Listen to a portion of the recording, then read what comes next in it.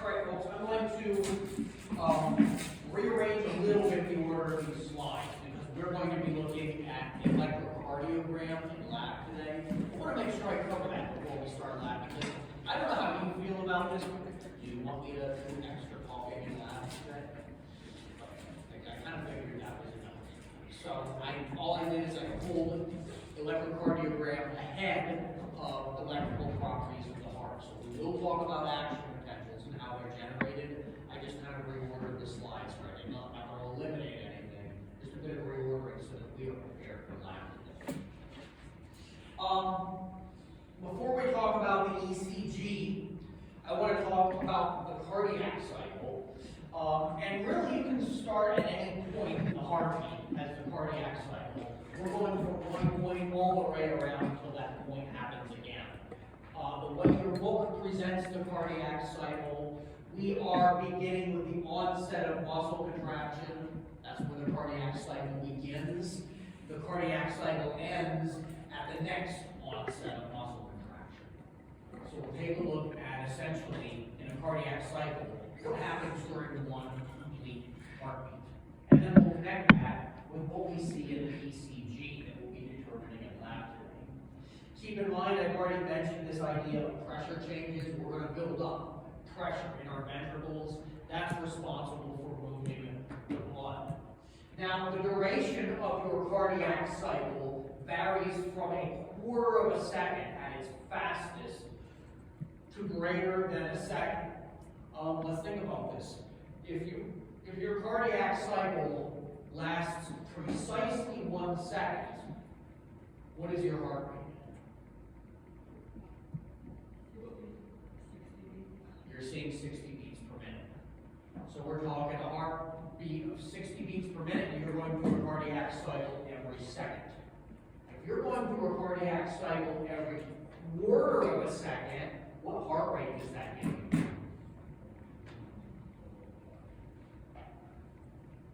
240.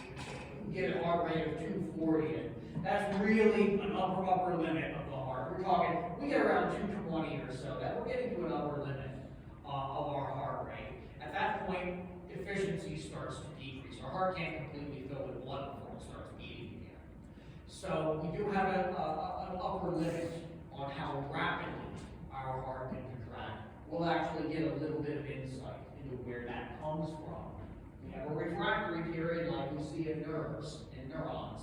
We'll see a refractory period comes into play in helping to establish that upper limit as far as our heart rate goes. We'll talk about that on Tuesday.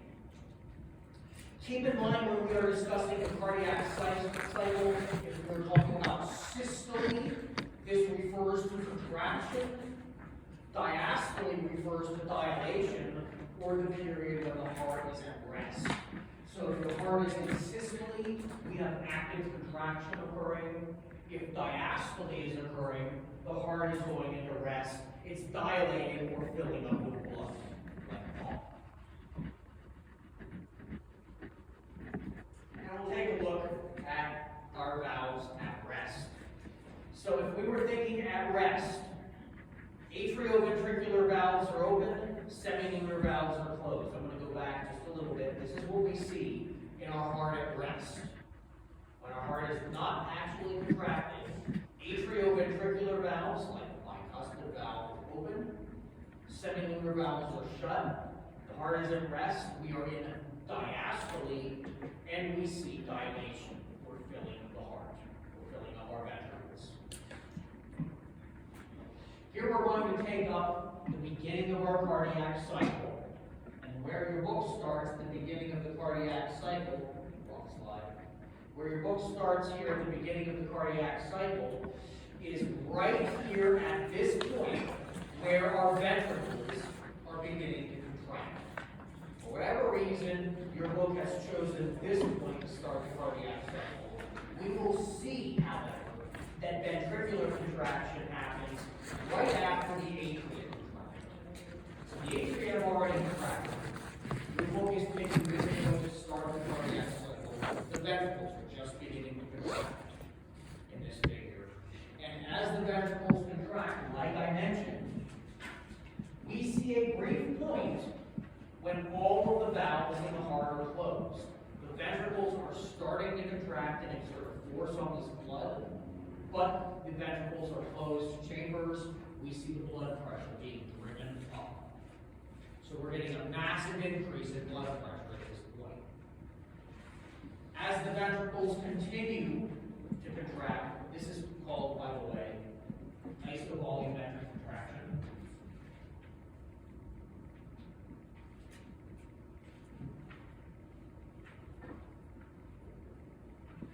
This is the beginning of ventricular systole.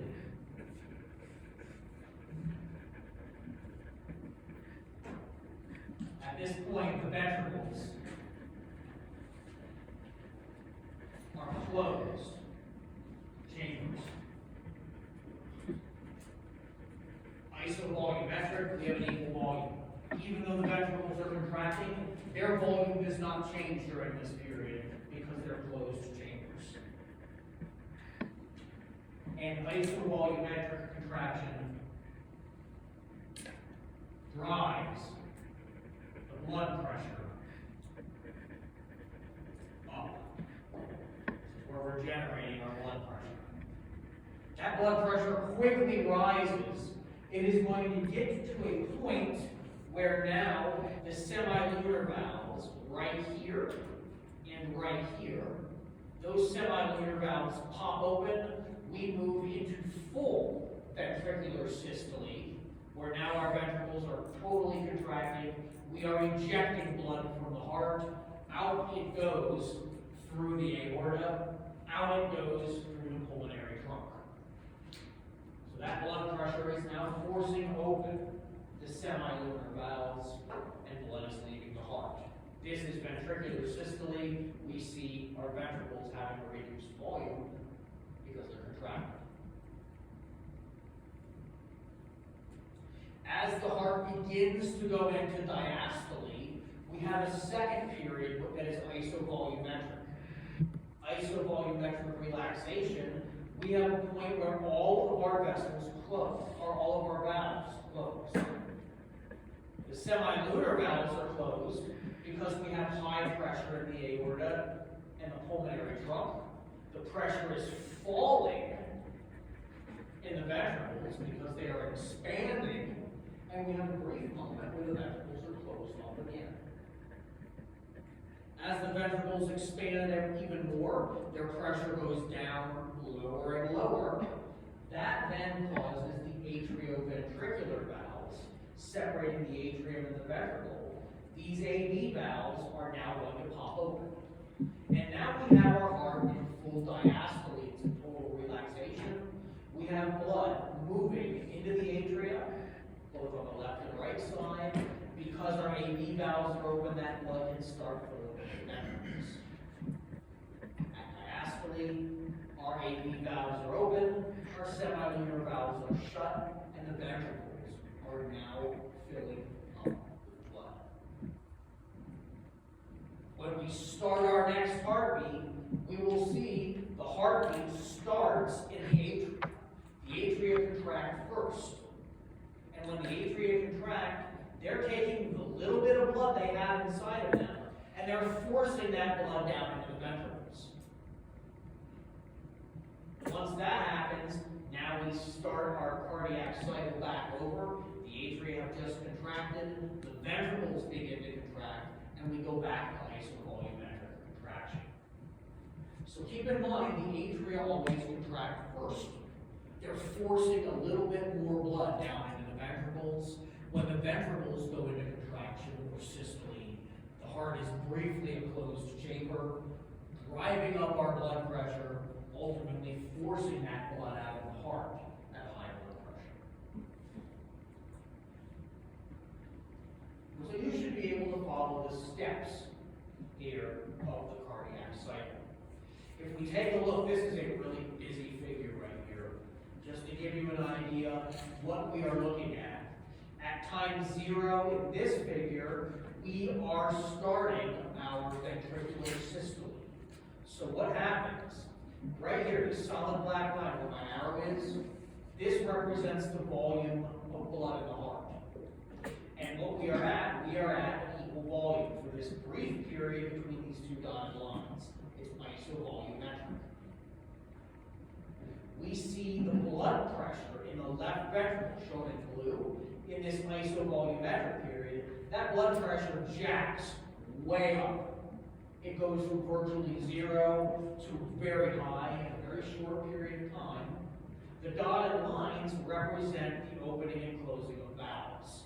In between these two dotted lines, that ventricle is a closed chamber. And we're isovolumetric, like you see here. As soon as we have this next dotted line, we have valves opening. We then see the blood pressure in the arteries increase, the volume in the ventricle decreases. Note that at these lines where we have our valves opening and closing, here we see a sound. This is the first sound associated with our heartbeat. Then we complete our ventricular systole. We move into diastole. There is a brief isovolumetric period where both of our valves are closed. We have a second sound where the valves snap closed. That's audible. This is isovolumetric here as well. And at the same time, the blood pressure is dramatically decreasing in the ventricle because the ventricle is expanding. When we're in diastole, we see very low pressure in the ventricle, though the ventricle is passively filling. We get a little bump here at 5. Why do we see a little bit of increased pressure here and a little bump in the volume in our ventricle? Why do we see that at 0.5? What's happening here to cause this?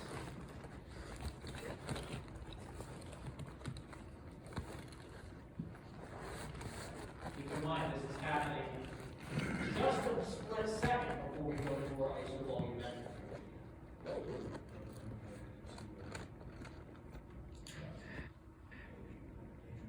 All through this, we have blood coming back to the atrium.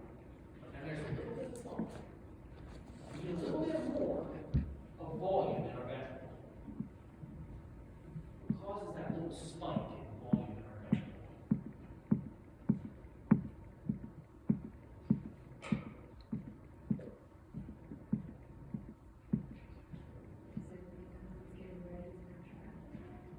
The ventricle is getting ready to contract. What happens right before the ventricle contracts?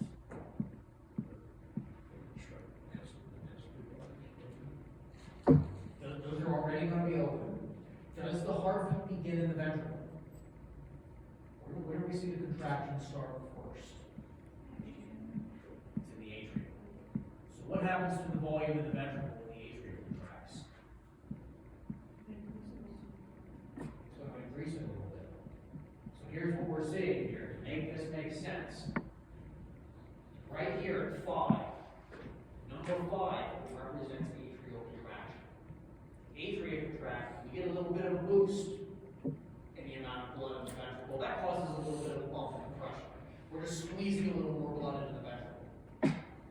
We then move into our isovolumetric period here, where the ventricle starts to contract. Here at 2, we have full ventricular systole. This is our ejection period. Part 3, this is isovolumetric relaxation. Part 4, this is total diastole of the heart. So 5, the atria are going into systole. 1, the ventricle is starting systole. 2, the ventricle is completing systole. You can follow this through looking at this figure. It's showing the pressure of the blood in the ventricle, shown in light blue. It's showing the pressure of the blood in the artery. You can think of this as the aorta. We're increasing the pressure of the blood in the artery so we can send blood off to our body. We're looking in dark black here at the volume of blood in the ventricle. And here in red, we can see the sounds that are audible in the heartbeat. These are primarily driven by valves. What I want to focus on primarily, folks, is the ECG. Here we're looking at volume and pressure, as well as our heart sounds. The big thing that I want to focus on here, probably for the rest of our lecture, is electrocardiogram. I will try not to refer to it as EKG. That's the German version. That's the way it used to be taught. Your book uses the Americanized version, or ECG. Electrocardiogram, ECG, EKG is the same thing. I'll try to refer to it as ECG. What we're going to do in today's lab, we're going to be measuring electrical currents right on our body's surface. So we're going to be doing electrodes. We're going to be putting, if you look at the instructions for the lab, we're going to be putting electrodes on the body, and we're going to be measuring electrical current. It's critical that during lab you remain still, because if you start moving around, as we've seen, muscular contractions generate action potentials as well. You're going to pick up those electrical currents. We need to stay as still as possible, nice and calm and still, while we're doing our ECG, so that any kind of muscular contraction isn't being picked up by our machinery, and we're only picking up the electrical signals that are causing our heart to contract. What we're measuring is not a single action potential. We're measuring the sum, cumulative action potentials through the heart in an ECG. Feeling a little sick to my stomach right now. There's no stuff bubbling around. I'm just going to sit here and just take a couple seconds to suppress that. All right, we got this. You ever know that feeling that, do I have to get sick? I don't really feel all that sick. Just came on really quickly there. I'm okay. Hell no. I'll barf on myself before that happens. There is actually one track. That's a pretty intense and unpleasant feeling. Okay, listen, somebody in here that had a 24-hour bug, one of our instructors had to get a substitute this day for somebody that has a 24-hour gastrointestinal malady. I got this. Okay. Let's take a look at ECG. So we are not measuring one action potential. We're measuring the sum of many, many action potentials that are happening in our cardiac muscle. So this doesn't look like an action potential that we saw earlier on in our chapter on the nervous system. We're measuring like a compound action potential that we measured early on. We just don't have the ability with our setup to measure a single action potential in a single cell. What you're going to see today, it might not look just like this. This is idealized, but I want you to look at the major features of the ECG. We have, first off, as we look, we have a flat line, no electrical signal. The first signal you are going to see is called the P wave. And when you look at your P wave,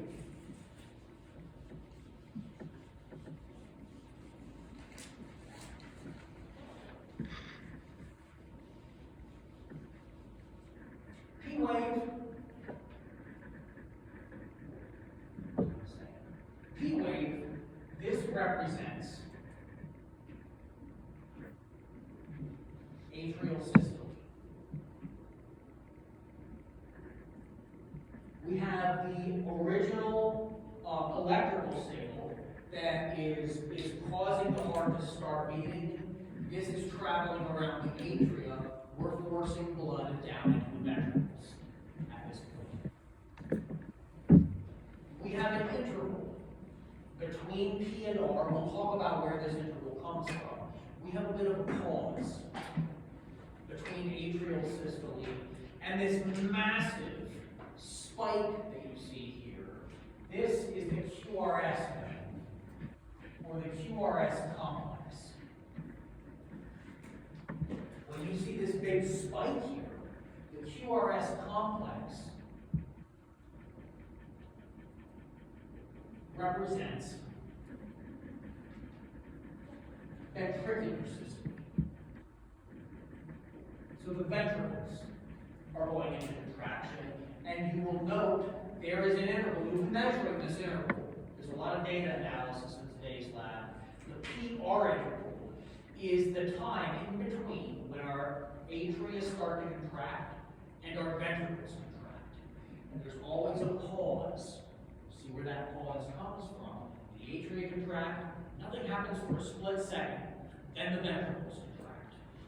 And we'll see when you do physical exercise, what happens to this PR interval. Does it change? Does it get shorter? Does it get longer? Does it remain the same? So that'll be a big thing we're looking at here in today's lab. How does my electrocardiogram change when I start to do exercise? QRS is our ventricular systole. We then have an interval where nothing is happening. We actually miss the repolarization or the relaxation of the atria. We're not actually going to see that because during the QRS complex, this masks or hides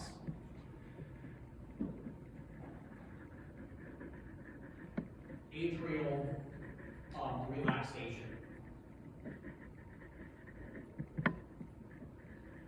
If we want to start thinking about the electrical properties of the heart, again, these are caused by action potentials. We'll be taking a look at action potentials on Tuesday. When the atria are going into systole, this is a depolarization. What does it mean to say that a cell is depolarized? Is it getting ready for an action potential? It's going for one. So where does the term depolarized come from? What's happening? If we will zoom in on the cellular membrane, what is occurring across the cellular membrane? Is something coming in or exiting the cell when the cell depolarizes? Sorry? Is calcium be leaving the cell or the channel is open? It's coming in. If calcium is coming into the cell, what is the charge on calcium? Calcium is positively charged. If positively charged ions are coming into the cell, just like we learned in the nervous system, we say that the cell is depolarized. So guess what? We're going to see, if you really knew your nervous system and you were comfortable with this, this is going to make cardiac muscle a lot easier. We see depolarization. We see positively charged ions entering the cell. It's going to be calcium. So positively charged ions are entering the cell. Ventricular systole. Depolarization. Same thing. We'll see positively charged ions entering the cell. We mask the QRS complex. It's so big, it's so dominant, you don't see the electrical signal associated with atrial relaxation, but we are getting a repolarization.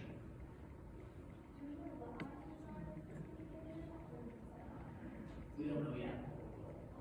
We should know this, but I just rearranged my slides to make sure we talk about this first. So we'll learn those ions on Tuesday. I encourage you to read about it. Calcium's wonderful. When we are repolarizing, what do we know about neurons? What causes neurons to repolarize? It's ions.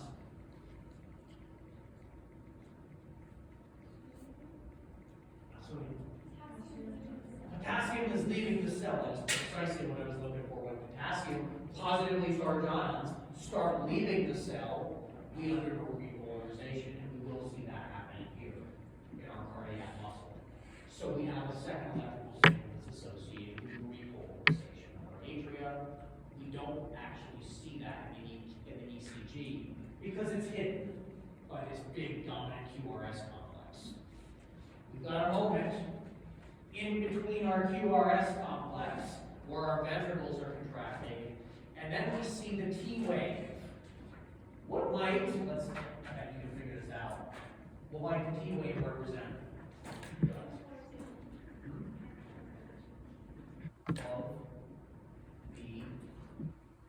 What's hyperpolarizing or repolarizing?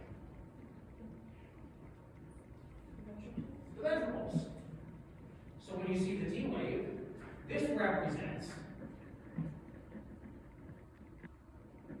the ventricles going into diastole or relaxation. When we look at the electrical properties of the heart, we will see that this is involved in potassium ions leaving the cell. This is a repolarization.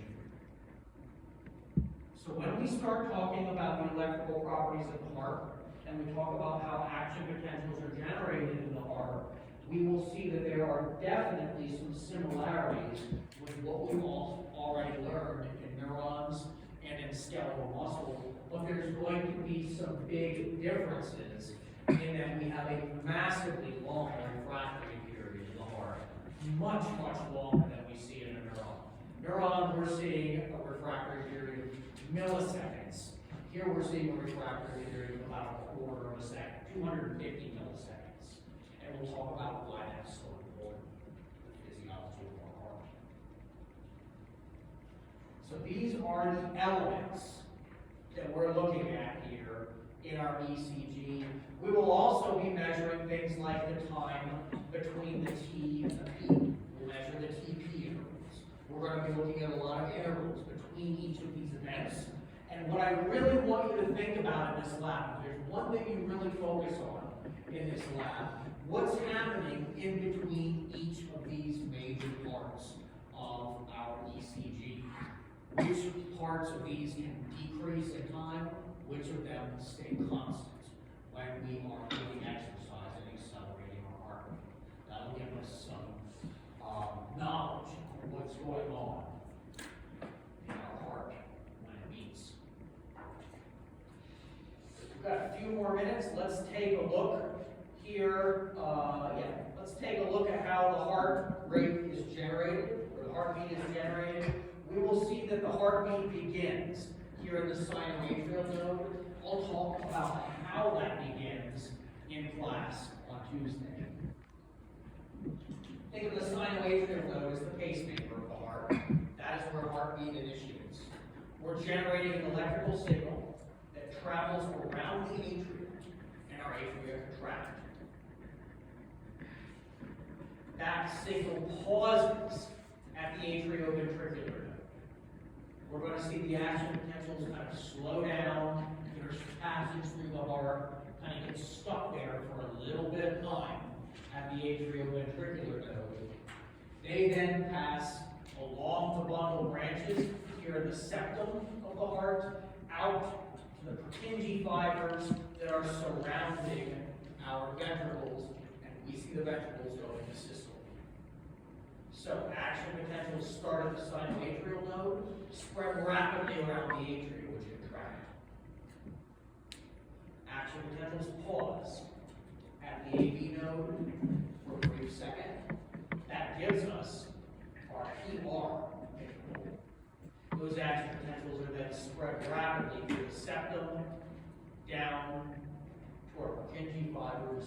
We see the ventricles contract. We get our QRS complex. We'll talk about the nature of these electrical signals on Tuesday. This kind of talks about what I just told you, other than the idea that action potentials are generated by the heart itself. The heart can respond to neurological input. It can respond to hormonal input. We can see nervous signals, we can see hormonal signals increasing or decreasing heart rate. But the heart itself generates its own impulse to beat. It doesn't need signals from the brain, and it doesn't need hormonal signals in order to beat. The heart generates its own rhythm, its own pacemaker to beat the heart. We'll see how that signal is intrinsically generated by cardiac muscle. That'll be a big topic on Tuesday. Like I mentioned, the sinoatrial node generates an action potential, sends it to the atria, or atria contract. We have a little bit of a delay at the AV node. We're talking 40 or 50 milliseconds at the AV node. It then sends the signal down into our bundle branches. This delay enables all of our atria to contract force blood into the ventricles. We then see our signal passing through the bundle branches to the Purkinje fibers, and the ventricles contract. So if we follow our ECG through, this is what we see. We see our sinoatrial node generating the first action potential. This gives us the beginning of our P wave. Very quickly, those action potentials spread around the atria. We get the completion of our P wave when this signal is pausing at the atrioventricular, or paused here. We've got a complete P wave. Paused. We now see that action potential accelerate down our bundle branches, around the wall of the heart, the Purkinje fibers. Very quickly, we get our QRS complex, where the ventricles are depolarizing and the ventricles are contracting.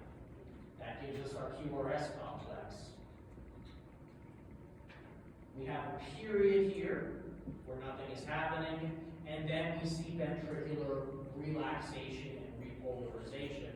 That gives us our T wave. Keep in mind, we don't see repolarization of the atria. That is masked when we have our ventricular depolarization. So we don't see atrial repolarization. It's just kind of masked. So we'll take a look at these events here in the heart rate. We are in the ECG. We can see alterations in different parts of our ECG. For example, the PR interval. This pause here, we can see changes in that PR interval. Most individuals, it is a very predictable amount of time. It's about 110, maybe 120 milliseconds. You should see that in your PR interval. It may be lengthened in individuals who have had ischemia, where they have had starvation of cardiac muscle for oxygen. Cells start to die. We can then inhibit the passage of that action potential through the heart. That can alter this delay here. We can change the efficiency of the heart. So altered PR interval often can be an indicator that an individual has had starvation of the heart for oxygen. They may have had a heart attack that might not notice.